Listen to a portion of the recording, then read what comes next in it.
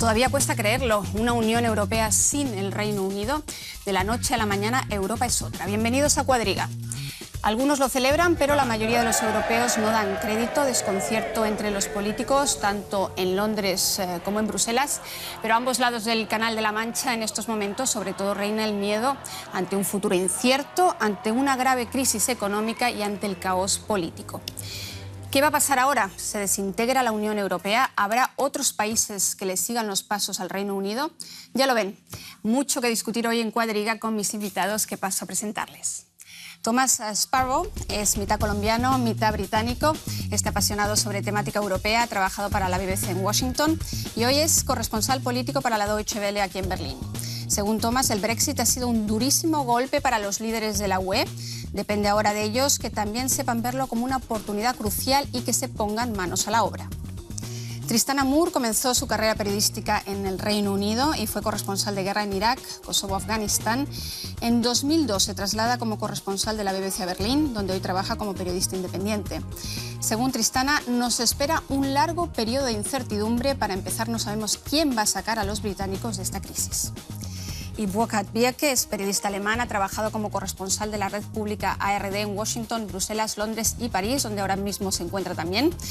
Actualmente trabaja en la sede de la radio pública alemana Deutschlandfunk en Berlín. Bierke cree que necesitamos más Europa, pero una Europa que esté más cerca de la gente. Bienvenidos a los tres, muchas gracias por estar aquí. Tomás, tú eres el único que repite, hace 15 días estábamos aquí, Así es. Pronosticamos mal, dijimos que no se iba a producir el Brexit, tenemos el Brexit, ahora la gran pregunta es ¿cuándo se va a producir realmente ese Brexit? Eso puede durar muchísimo tiempo, depende exclusivamente del gobierno británico decir cuándo va a empezar, y ese es el famoso artículo 50 del que tanto se habla en estos días y que determina el proceso que tienen que seguir los países que quieren abandonar la Unión Europea. Una vez Reino Unido tome ese paso, y repito, no sabemos cuándo lo va a tomar porque eso depende del gobierno, y David Cameron ha dicho que él no va a ser el que tome esa decisión, el proceso mínimo es de 2 años entre Reino Unido y las instituciones europeas. Entonces estamos hablando de un periodo mínimo de 2 años que empieza a partir del momento en que el gobierno británico tome la decisión formal de salirse del bloque. ¿Y qué puede hacer el resto de Europa? Porque Bruselas, Berlín, todos están presionando en estos momentos. ¿Tienen algún método realmente de presión, Burkhard, para que este proceso se acelere y salgamos de esta incertidumbre, de este impasse, de este status quo en donde nadie sabe muy bien hacia dónde ir? Legalmente, desafortunadamente, no. Y esa es la gran preocupación de muchos países, entre otros Francia, porque en Francia hay un movimiento nacionalista del Front National y Marine Le Pen ya ha exigido un referéndum en Francia para sacar Francia de la Unión Europea ya mucho antes de que Cameron lo hiciera. Entonces, en ese sentido, yo creo que hay una división también en la reacción de los países. Alemania está muy tranquilo, no quiere acelerar nada, sobre todo porque pierde aliados dentro del centro de la Unión Europea si sale Gran Bretaña rápido. En cuestiones de comercio y todo está muy alineado siempre con los británicos. Si sale Gran Bretaña... Es el papel favorito de Angela Merkel. Exacto, Porque ella siempre quiere a la espera, siempre mucha cautela, Pero Hollande y los otros quieren que rápido para que se demuestre que es negativo el efecto de una salida. Exacto. Para que no se repita. Entonces diríais que hay ahora mismo una línea dura, Tristán, hay una línea más flexible, más blanda por parte de la canciller Juncker, Schulz, es decir, los mandamases de la Unión Europea quieren presionar cuanto antes al Reino Unido. ¿Y Merkel tiene una fractura o qué es lo que teme Merkel? Bueno, lo que yo pienso, el problema principal aquí es la situación política en Gran Bretaña. Nadie va a poder decir ahora quién va a ser el nuevo primer ministro. Él va a ser el único o la única, si es Theresa May, la ministra de Interior.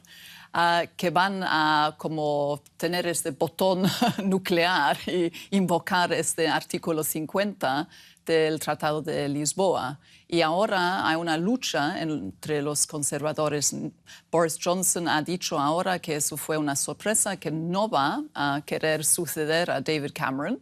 Quizás tiene otro plan que quiere tener, pero él no va a ser el primer ministro. Así que hay algunos candidatos, Theresa May y quizás también el ministro de Justicia, Michael Gove, también hay otros nombres, pero tenemos que esperar que el Partido Conservador tenga un líder nuevo y luego vamos a saber que va a haber nuevas elecciones, quizás es una opción, o van a continuar con este Brexit campaña. Enseguida entramos a la política interna, lo que está pasando en Gran Bretaña, en el Reino Unido, a ese caos político, ¿no?, del que hablaba al principio.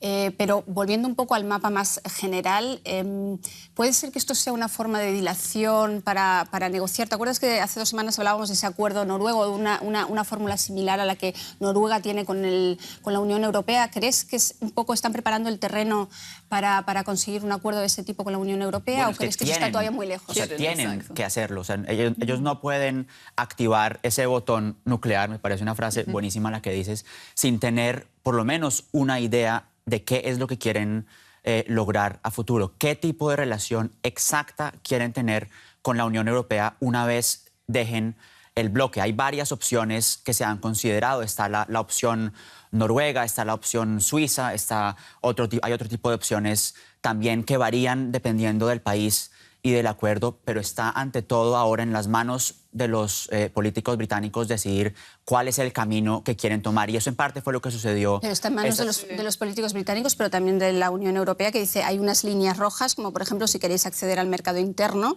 también tenéis que aceptar la libre circulación de personas. Ese es el principal dilema al que se enfrentan los partidarios del Leave, o sea, los que ganaron el Brexit, porque ellos quieren, por un lado, estar en ese mercado común, por el otro lado, tener la posibilidad de controlar las fronteras y determinar quién entra y quién sale. Pero esos dos puntos fue muy importante durante la campaña, pero claro, son incompatibles. Sí, y como dijo la canciller alemana, no se pueden hacer, no se pueden tener todos, como decimos en inglés, you can't have your cake and eat it, no puedes tener... No puedes elegir lo mejor del pastel, exacto. ¿no? Exacto, no se puede elegir lo mejor del pastel, lo que los británicos han hecho toda su vida en la Unión Europea. También hay y que por decirlo, eso hay sí. una reacción en muchos países también como de jartera. Bueno, ya es tiempo que ya sin eso, el menú a la carte, ya no les basta, bueno, que se vayan. Y entonces no les va a dar concesiones. Eso es muy claro, de prenegociar antes de espichar el botón nuclear y el artículo 50 para salir de la Unión Europea. Merkel lo ha dicho claramente, no hay negociaciones formales ni informales antes de invocar ese artículo 50. Y yo quiero ahí decir que por eso yo creo que puede ser una oportunidad para la Unión Europea, porque durante mucho tiempo Reino Unido ha tratado de lograr esos famosos opt-outs para tener una relación específica con el bloque. En el momento en el que Reino Unido sale, puede haber por lo menos, y eso depende de cómo lo manejen, una idea de una Europa un poco más homogénea en la que no haya esa idea de los países que quieren tener relaciones específicas con el bloque. Pero, repito, eso depende de cómo manejen el nuevo dilema al que se enfrentan. Entonces estamos en ese punto. Me gustaría enseñar a los espectadores, hablando de Europa, dónde está Europa. Según el Spiegel, el semanario más vendido en este país y uno de los más prestigiosos, Europa está muerta.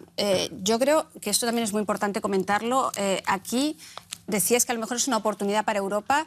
Muchos dicen esto es un wake up, seguimos con los anglicismos, wake up, despierta Europa. Tú, como experto europeo y amante de Europa, ¿realmente ves en esto, dónde está Europa en estos momentos? ¿Está más perdida que nunca o a lo mejor esto es la bofetada que necesitaba para despertar y realmente ponerse manos a la obra, como decía Tomás en su Bueno, el citación? wake up todavía no se han despertado. Si uno Los mira europeos, no digo ahora los británicos, los europeos. los resultados de la cumbre que se tuvo esta semana en Bruselas, las declaraciones, o sea, parece que los políticos todavía no han comprendido que eso era la bomba atómica que amenaza. Pero ¿tú crees que realmente no han despertado? ¿No te parece que en esta cumbre se han visto otros tonos, algo más de... a políticos mucho más engaged, mucho más comprometidos que en otras ocasiones, que ha sido mi impresión desde Berlín, no he estado en Bruselas? El presidente de Francia ha anunciado ya desde enero que después del referéndum, no importa con qué resultado va a terminar el referéndum, él va a proponer una iniciativa franco-alemana, o sea, francesa-alemana, para reiniciar, para darle un proyecto nuevo a la Comunidad Europea, a la Unión Europea. ¿Dónde está? ¿Qué? Más seguridad, proteger las fronteras mejor, más iniciativas para inversiones. Todo eso lo hemos escuchado 1001 veces. Lo poco concreto viene de antiguos parlamentarios del Parlamento Europeo, como el verde Daniel Cohn-Bendit, que dice, mire, ¿por qué no hagamos una cosa y paguemos, por ejemplo, para todos los desempleados jóvenes una asistencia mensual pagada por la Unión Europea? ¿Por qué no hacemos un servicio civil obligatorio o no obligatorio donde los jóvenes europeos tienen por obligación o pueden pasar 6 meses, un año en otro país, prestar un servicio en un ancianato, en alguna cosa, para conocerse mejor, para entenderse mejor? Son ideas concretas, pero de los políticos de Bruselas. Es más, lo que hace la Comisión es el colmo, para decirlo, porque si Jean-Claude Juncker en ese momento pretende de pasar el acuerdo comercial con Canadá sin consulta de los parlamentos nacionales, eso es el harakiri político de precisamente a lo que objetaron los votantes en Inglaterra. Enseguida entramos en el tema de esa democracia, más democracia directa, más referéndums, pero me parece muy interesante que hayas dicho que Europa no ha despertado.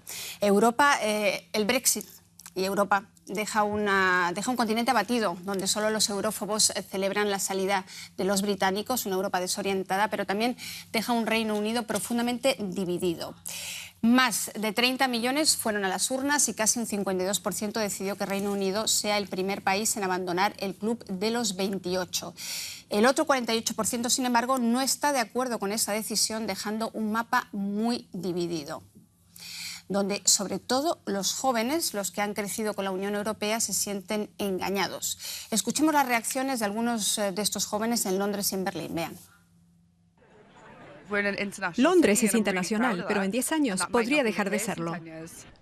Una licenciatura en Derecho o los títulos académicos son reconocidos en toda la Unión Europea. Si ahora quisiera trabajar en Frankfurt o París, ya no reconocerían mis titulaciones. Es verdaderamente triste. No estoy contento con la decisión. No traerá nada para mi generación. Tendremos que vivir con las consecuencias el resto de nuestras vidas. Trabajo en una startup. Al ser una empresa británica podría ser más difícil conseguir financiación. Me gustaría decirle a la generación mayor que es injusto lo que le han hecho a la gente joven. La generación de nuestros mayores nos ha decepcionado. Crecimos como europeos, acostumbrados a tener esta libertad, y ahora nos la quita precisamente la gente que no deberá vivir con sus consecuencias como nosotros. Pues quiero preguntar a los que vivís o habéis pasado tiempo en Reino Unido últimamente. Tú hiciste un tour Brexit precisamente para escuchar los pros y los contras antes del referéndum, ¿no?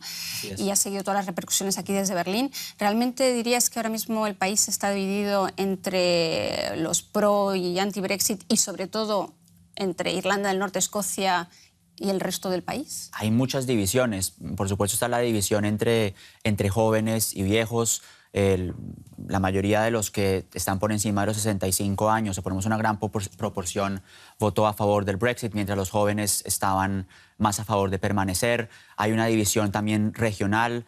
Inglaterra votó por el Leave y las excepciones son Londres dentro de Inglaterra y también Escocia e Irlanda del Norte.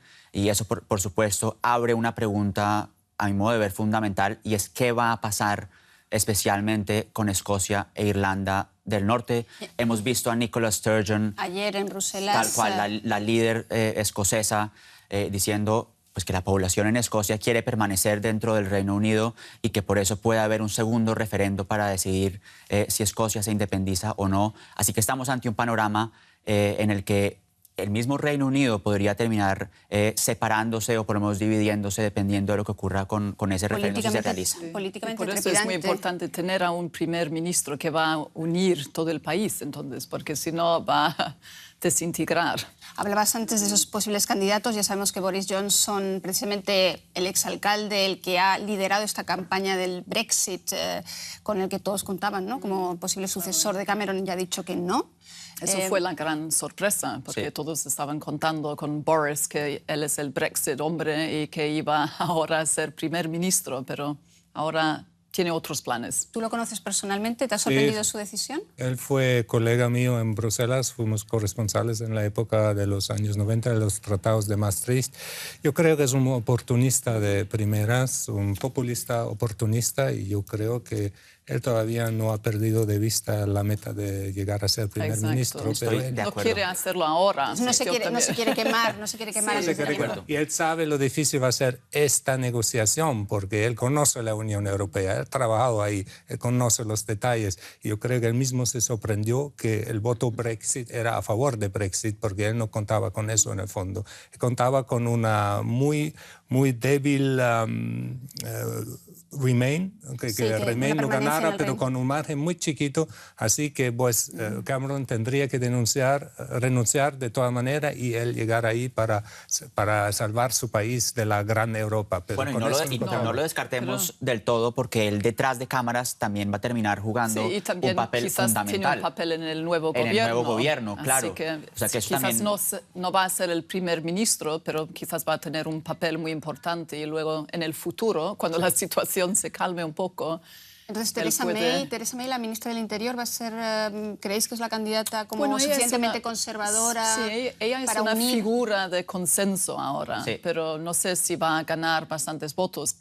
Puede ser que el partido de los conservadores está tan dividido también que no saben quién quieren elegir entre el Michael Gove, que fue el Brexit hombre, y Theresa May, que también es una persona como moderada en el partido. Úrsula, yo creo que hay que también de pronto explicar a quienes están viendo en América Latina cómo funciona la nueva elección de ese primer ministro, porque no va a ocurrir, en una elección general.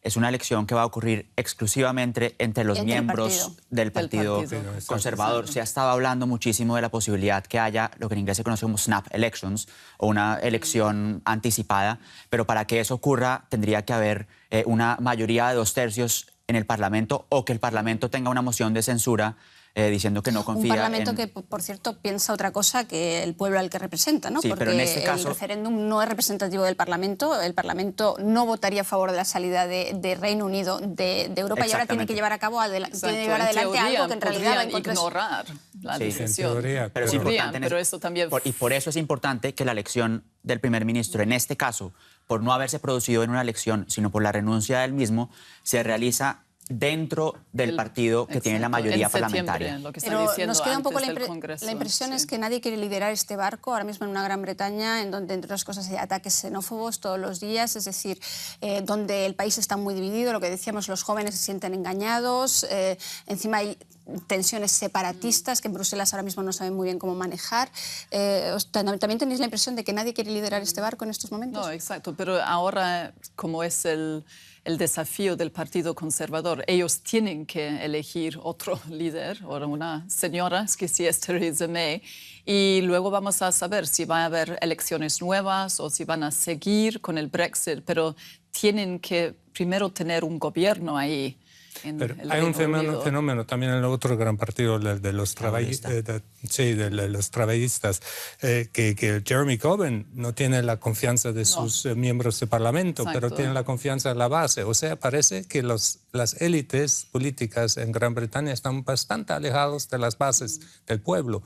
Entonces, lo más claro, lo mejor sería celebrar elecciones nuevas para que el pueblo británico tenga un voto, ¿no? Y ahí tendríamos que ver élites políticas alejadas del pueblo, yo creo que es la misma radiografía que se podría hacer del resto de la Unión Europea, ¿no? Exactamente, es el problema principal de la falta de legitimación democrática y de la pérdida de interés de los pueblos en Europa. ¿Pero por qué? Porque todos los gobiernos, todo lo malo viene de Bruselas y todo lo bueno viene de las capitales. Es una mentira, porque son los miembros de gobierno de cada país que toman las decisiones de Bruselas. No es la Comisión. La Comisión es una parte la ejecutiva, pero la legislativa es el Consejo de Ministros. ¿Y quién está? El Consejo de Ministros son los miembros de los gobiernos nacionales. O sea, esa es la mentira. Sí. Bruselas, todo lo malo. La Unión Europea, todo lo malo. ¿Y lo bueno de dónde viene? Pues de dónde vienen los fondos para desarrollar las regiones subdesarrolladas. Sí, ya hemos visto las primeras promesas de todo ese dinero que iba a Bruselas, que va a ir ahora al sistema de salud. Ya se ha visto que no va a ser así, ¿no? Han tenido que desdecirse enseguida. Quiere decir que eso fue el problema de la campaña de permanecer en la Unión Europea. No podrían vender el concepto positivo de Europa. Sí, señora, así es. Y el chiste más grande, si optan por el modelo noruego, es decir, todas las libertades y todo, sobre todo la City necesita el acceso al mercado financiero de Europa, el PAS, el famoso EU PASE, y que 15% del Producto Interno Británico proviene de la industria de finanzas. O sea, ellos dependen crucialmente de esto. Y si quieren el modelo noruego, acceso al mercado único, tendrán que pagar casi lo mismo lo que están pagando ahora, menos 9%. Se ahorran de pronto 900 millones, eso es todo. Y para todo eso, hacer todo ese espectáculo aceptar también los principios. Sin poder decidir, hay todo un reset, hay todo un reset, está claro. Hay muchísimas incógnitas, muchísimas preguntas abiertas en estos momentos. Lo que parece también claro, y hemos hablado nosotros antes del tema, es que se acusa también a los líderes británicos de haber hecho una campaña irresponsable, llena de mentiras, etcétera, etcétera. Pero yo vuelvo a ser de abogada del diablo, que sé que aquí todos somos muy europeístas. No toda la culpa puede estar en Bruselas. Quiero decir que también hay una gestión de la crisis migratoria que ha sido la piedra en el zapato, quizás que no ha sido muy correcta por parte de Bruselas. ¿Alguno de vosotros lo ve así? ¿La crisis migratoria ha sido realmente también ese gran problema? Claro, y es uno de los problemas que van a tener que resolver ahora. Si uno escucha con atención lo que ha dicho la canciller Angela Merkel, si uno escucha lo que dijo Merkel con Hollande y con Renzi cuando se reunieron aquí en Berlín, ellos claramente hablaron de una serie de proyectos en los que van a tener que mostrar que son capaces de tener resultados concretos, porque así es la única manera en que van a poder decirles a los ciudadanos europeos que están trabajando y que están logrando resultados. Y el primer tema que viene a la mente es precisamente el de la situación migratoria después del problema de los refugiados que tuvimos aquí el año pasado. Tiene que haber una solución común para solucionar el tema de los refugiados, aunque claramente hemos visto que los números han bajado últimamente, y para Merkel esa solución está en el muy controversial acuerdo con Turquía. Pues sí. vamos a todos esos temas, porque en Bruselas hay todavía mucho que hacer. Lo que reina ahí es en estos momentos la incertidumbre y el miedo al efecto contagio de que esto que ha ocurrido en Gran Bretaña pueda ocurrir en otros países de la Unión Europea. Nadie contaba realmente con el Brexit y ahora los eurófobos, los detractores de la integración europea, se frotan las manos. Pero esta crisis también podría esconder nuevas oportunidades para la Unión Europea. Veamos también las cosas positivas. Vuelve la emoción a la política europea. El debate sobre el Brexit vuelve a atraer a la gente a la política. Por fin posiciones claras, pro y contra. Tanto ciudadanos como políticos se comprometen apasionadamente con una u otra causa. La democracia se revitaliza, así como el entusiasmo por la Unión Europea. Los enemigos de la Unión Europea se debilitan. Los antieuropeístas como Marine Le Pen en Francia aún celebran el Brexit. Pero la salida de los británicos podría debilitar a los populistas de derechas. De hecho, ya se nota incertidumbre política y económica en Reino Unido y podría ir a peor. El Brexit podría revertirse y el votante podría darle la espalda a los antieuropeístas. La Unión Europea estrecha sus lazos. Los británicos tuvieron siempre un tratamiento especial en la Unión. Renunciaron al euro y no obstante obtuvieron cantidad de privilegios. Sin ellos, sería más fácil tomar decisiones en el seno de la Unión. Se estrecharían aún más las relaciones entre sus socios. ¿Podría salir, pues, la Unión Europea reforzada de esta crisis? Vamos a ver si puede salir reforzada esta crisis. La verdad es que no sabemos lo que va a pasar. Nunca nos habíamos sentado en un cuadriga con tantísimas preguntas y con tantísimas incógnitas ahí. Boca, tú acabas de venir de Francia, veíamos ahí las imágenes de Marine Le Pen. ¿Crees que la situación ahora mismo, y es una de las razones por las cuales quieren desde Bruselas acabar con esta incertidumbre, la situación ahora mismo es como terreno abonado para los populismos? Absolutamente, y en Francia pues cada día sale otra encuesta y una vez es a favor, una vez es en contra de Europa, y sabemos, Francia ha votado una vez a favor de los tratados de Maastricht, pero con un margen muy, muy pequeño a favor, bajo el presidente Mitterrand en los años 90 y en el 2005 se negó el voto positivo a la Constitución Europea y muchos franceses están muy frustrados de que el Tratado de Lisboa se haya ratificado únicamente por el Parlamento y que no se le ha preguntado. O sea, uno tiene que buscar por referéndum el consenso del pueblo, pero para eso uno tiene que debatir con el pueblo, dejar al pueblo discutir, dar ideas, qué quieren ellos de Europa. Los políticos deben dar también ideas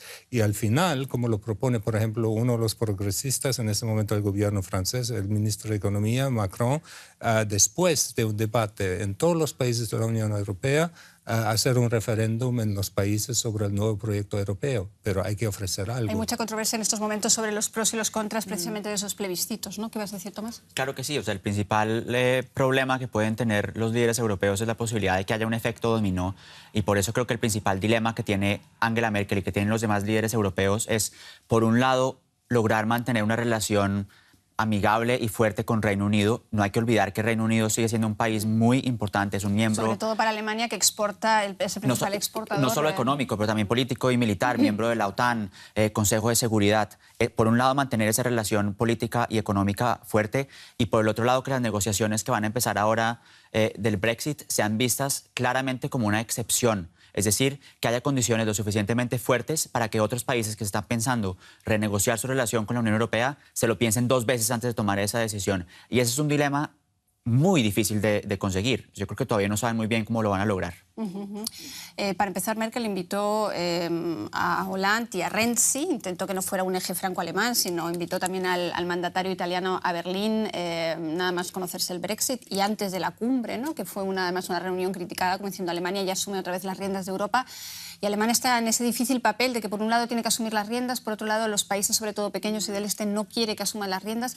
¿Cómo ves tú el papel de Alemania en estos momentos? Más fuerte que nunca. Más fuerte que nunca. Yo pienso, porque pero especialmente... haciéndolo con disimulo, sí, ¿no? Sí, de una manera muy calma, como siempre dejándose, como la canciller alemana siempre lo hace, dejándose mucho tiempo para hacer su statement en frente de las cámaras, pero para decir también a los británicos que no pueden tener ilusiones que van a tener los privilegios de la Unión Europea sin tener las obligaciones, para dar como avisar a los otros miembros que quizás están considerando un posible Brexit en el futuro, que no pueden tener esas ilusiones. Alemania es un líder reticente. A Alemania no le gusta ser líder europeo y sin embargo se ve cada vez más en la posición de líder. Mucho más fuerte, con la economía de la influencia política también ahora. ¿Pero crees relaciones con los Estados Unidos o eso también. es un poco hipócrita que Alemania no quiere ser líder, que es líder por obligación? No, es un líder incómodo, o sea, se siente incómodo siendo líder. Yo no diría que no quiere ser líder, sino que se siente incómodo en una posición en la que toma muchas decisiones y por eso vemos, como tú bien dices, a Merkel y a Hollande también incluyendo a Renzi, para que no parezca que Alemania y Francia hablando antes con Donald Tusk también, que va a ser el gran aliado de ellos en Bruselas. Quieren dar la impresión, por lo menos, de que están tomando una decisión de consenso. Exactamente. Sí. Pero perdona, eso vuelve a dar la imagen de que Alemania y Francia toman las decisiones y luego Bruselas solamente les da luz verde. Es una impresión que a su vez genera muchos deseos de salirse de la Unión Europea, que podría generar el Brexit, etcétera, etcétera. Pero ¿o no? eso es el eterno dilema. El dilema, porque sin la entente, sin el entendimiento, sin el eje franco-alemán, nada va. Nadie puede progresar en Europa, pero tampoco debe ser como si son los dictadores de la Unión Europea. Eso es precisamente el problema y por eso. Y además en este momento Francia y Alemania no están a la par. O sea, Francia tiene problemas económicos, tiene que hacer reformas estructurales que no las está haciendo, está en déficit y todo. Tiene problemas y no se siente a la altura. No se siente a la altura con Alemania y por eso el eje tampoco no funciona. ¿Y qué va a significar la pérdida de Reino Unido, que siempre se suponía que era precisamente un moderador, una especie de efecto bisagra en la Unión Europea, porque sí que llamaba un poco la racionalidad en algunos temas y siempre se ha visto un país que formaba parte de la Unión Europea, pero al mismo tiempo sabía mantener su independencia? Bueno, uno de los efectos que yo creo que puede tener también es en la relación que haya entre la Unión Europea y Estados Unidos, porque Reino Unido jugaba un papel, o juega todavía, un papel fundamental exactamente en la mitad. O sea, ese efecto bisagra del que tú hablas. Por supuesto, los líderes en Washington están diciendo que la relación especial no va a cambiar y que Estados Unidos... Sin embargo, ya están mirando a Asia. Ya están mirando a otros lados. países, y yo creo que si acá en algo puede verse afectada la relación es precisamente ahí. O sea, que la salida del Reino Unido puede afectar la relación transatlántica. Pero yo creo, bueno, en todo lo que es defensa, política exterior, no tenemos una política europea en común, desafortunadamente. Entonces no va a cambiar nada con respecto al Reino Unido, que va a ser no va a ser Gran Bretaña, sino la pequeña Bretaña, porque si sale Escocia, pero es otra cosa, ¿no? Pero el problema de Unión Europea es la desunión de sus gobiernos. Por eso yo estoy a favor de que se tome una iniciativa de los países fundadores ahora en este momento para formar una unión política como se había diseñado en el Tratado de Maastricht, una unión de defensa, porque podemos unir nuestras capacidades, podemos adaptarlas, una unión con una política exterior mucho más coordinada, que será más fácil de pronto sin Gran Bretaña, ¿no? Y lo que hay que ver también es que... ¿Estás hablando de una Europa de dos velocidades? Absolutamente, ya la tenemos. No nos hagamos ilusiones. Tenemos la Europa de la libre circulación en el espacio Schengen, tenemos la Europa del euro, y tenemos el resto de Europa. Ya tenemos Europa de 3 velocidades diferentes. Y hay que ser sincero, y un núcleo de países tiene que avanzar ahora con un proyecto que discute con sus pueblos, que lo avanza y que luego funcione como imán, como una atracción, porque si algo es atractivo, ¿por qué todos los países de Europa Central querían entrar a la Unión Europea? Porque era un imán de libertad, de los valores, y no nos olvidemos de los valores. ¿Por qué quieren todos los migrantes venir a Alemania, a la Unión Europea? Porque hay libertad, hay igualdad y hay solidaridad. Sí, nosotros conocemos los valores y, sin embargo, de alguna manera no calan, porque los países quieren entrar en la Unión Europea, pero precisamente los países del este son los... Hay una gran masa de personas que viven en países del este que están deseando salirse de la Unión Europea. O sea, pese a esos valores por los que entran. Hay fuerzas políticas dentro de esos países que están de pronto interesados. La República Checa fundó ayer mismo un partido parecido a Alternativa para Alemania, un partido eurófono. Pero no olvidemos que esos países también tuvieron muchísimas intenciones durante muchísimo tiempo de entrar a formar parte de la Unión Europea. Y yo creo que el principal problema que tiene la Unión Europea, y eso quedó demostrado de manera muy clara con el Brexit, es esa idea de una Europa cada vez más unida políticamente, que fue uno de los principales temas en Gran Bretaña, la idea del Ever Closer Union, como lo llaman en Inglaterra, que es de lo que precisamente querían salirse. En Reino Unido siempre, y eso creo que es bueno para nuestros televidentes en América Latina, en Reino Unido se imaginaban que la Unión Europea iba a ser como una especie de NAFTA, o sea, del acuerdo económico entre Estados Unidos, México y Canadá. O sea, que iba a ser un acuerdo económico donde tenían una gran posibilidad de hacer comercio, pero donde no había una unión política de ningún tipo. Y eso es precisamente lo que asusta a muchos países también y a muchas fuerzas políticas dentro de la Unión Europea. Esa idea de que las decisiones políticas se toman primero en Bruselas y luego en otros países. Yo tengo otra teoría todavía, porque yo creo que es la falta de identidad propia de los ingleses. Yo hablo de los ingleses, no de los escoceses y todo. Porque ¿qué es un inglés? ¿Qué es la reina, es la libra y qué más? Es el fútbol, son los Beatles y qué más. Un bávaro en Bavaria se siente tiene una identidad clara. Él es primero de Bavaria, luego es de Alemania y tercero es europeo. Entre más fuerte la identidad regional o nacional, entre menos problema hay con esa Europa. Y no se trata en un Estado federal de Europa, que sería mi ideal, de acabar con la diversidad nacional o cultural de los pueblos. No, eso enriquece. Hay que intercambiarse. No se trata de eso, sino que uno unido protege más en un mundo globalizado. Los que han votado para el Brexit son muchos de los pobres del norte de Inglaterra, o sea, los que son amenazados por la globalización. En Francia, los que votan Le Pen son los que tienen miedo de la globalización. O sea, la Unión Europea debe desarrollar un proyecto donde protege los estándares sociales a una base realista y que es como una fortaleza hacia el mercado exterior, hacia las fuerzas de China. Burkhard, pero si tú miras, por ejemplo, los argumentos de los pro-Brexit, y eso fue algo que dijo incluso Boris Johnson al anunciar que no se iba a postular, ellos creen que precisamente pueden ser más globales saliéndose de la Unión Europea. Exacto. Sí, yo pero también eso, quería decir sí, eso, pero es la eso ironía, va a ser más precariado. O sea, pues más, claro, pero hay que mirar el otro argumento también. Ellos dicen, si nos salimos de ese grupo donde hay 500 millones. Pero miramos a la India, miramos a Indonesia, miramos a... Sí, pero Tristana, ¿tú crees que...? Sí. O sea, lo que veo es que conviven como muchísimas visiones ahora mismo de la Unión Europea, de lo que debe ser Europa. Conviven muchas. ¿Está más dividida que nunca ahora mismo la Unión Europea? ¿Cómo lo ves? Sí, muy dividido también como Gran Bretaña, pero lo que yo quería mencionar también otra vez es el tema de inmigración, que fue un tema muy importante también para los votantes del Brexit, porque siempre estaban leyendo los periódicos y viendo, ay, van a venir todo el mundo de Europa del Este, sí. Y tenían temor, y los políticos usaban estos temores. Esos ataques xenófobos han ido muy dirigidos ahora mismo precisamente contra la población polaca, que la inmigración de los últimos años. Y la economía británica, bueno, depende de los polacos que están ahí trabajando en los restaurantes, en los cafés. Nadie quiere echar de los del país. Sí. Y a su vez, esa inmigración puede terminar siendo para Reino Unido, digamos, un problema en esta nueva renegociación que están teniendo, porque los países de Europa del Este, de donde vienen muchos de esos migrantes, ya han indicado que ellos se van a oponer a cualquier acuerdo con Reino Unido en el que no esté garantizado la libre circulación de personas, porque precisamente tienen que proteger a sus habitantes que están en Reino Unido. Compatriotas en ese país.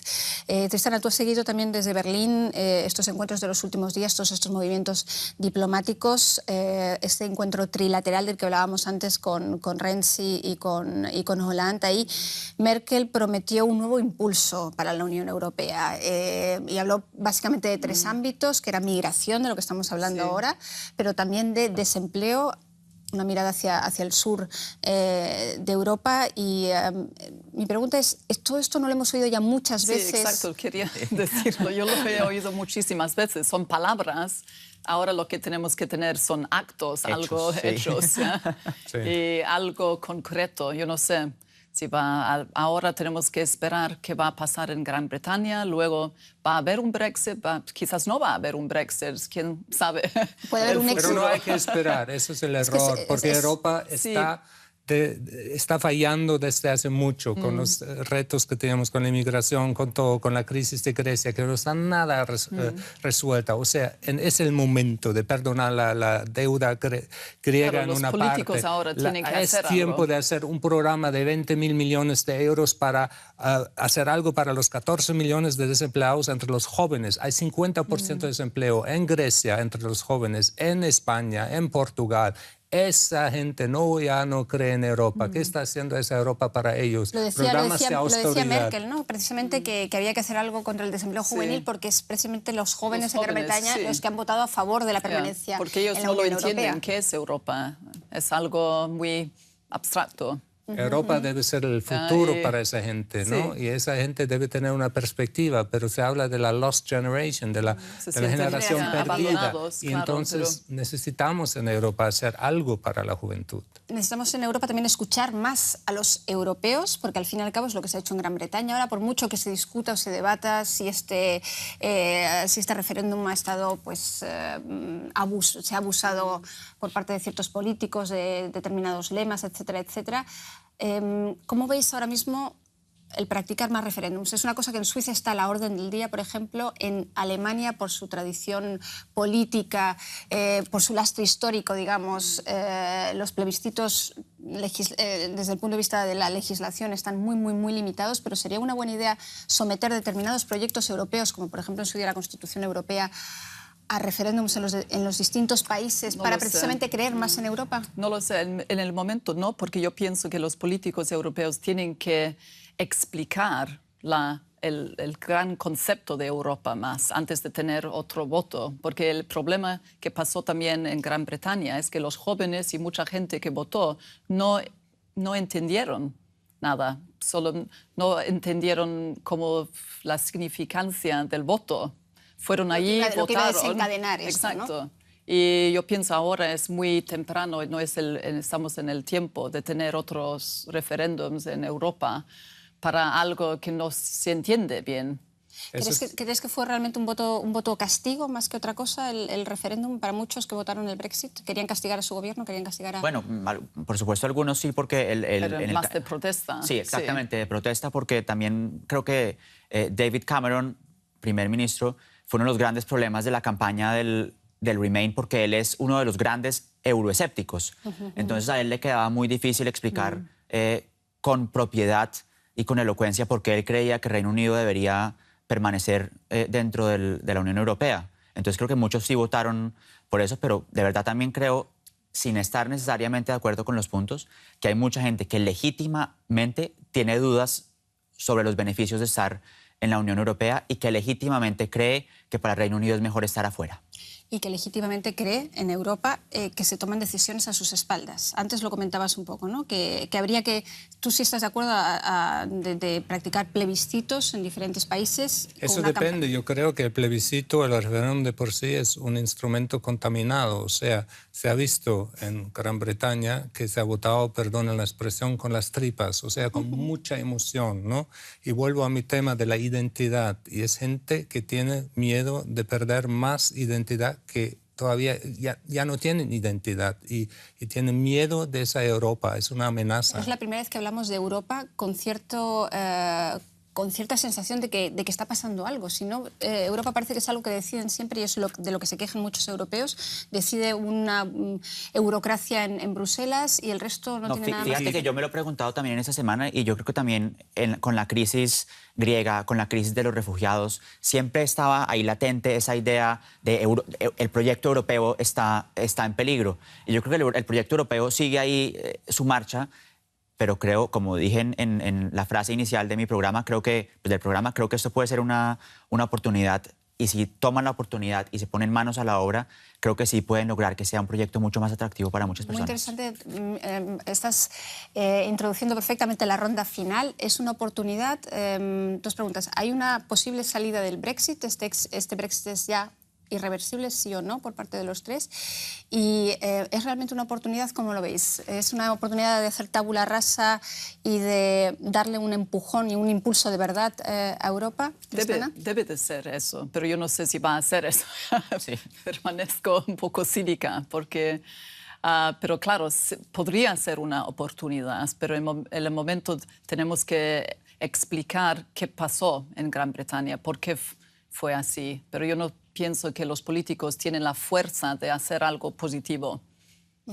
Mientras que no se ha despichado el famoso botón del artículo 50, todo es reversible, o sea, es un voto... Todo es reversible, porque todo es reversible, todavía no se ha Europea. iniciado el proceso. Segundo, creo que Europa debe unirse más y acercarse más, aunque sea en un núcleo de países. Yo quisiera que fuera una oportunidad para Europa, pero no estoy muy convencido de que los líderes actuales sepan cómo transformar esas palabras en hechos. Muy interesante lo de los líderes, esos líderes que están o no están a la altura de sus ciudadanos. Lo tocaremos, espero, en otro Cuadriga. Muchas gracias a ustedes por estar ahí, muchas gracias a los tres por estar hoy en Cuadriga. Escríbanos a cuadriga@dw.com y o a la cuenta de Twitter, mía personal, Úrsula Moreno, DW. Muchas gracias, hasta la próxima.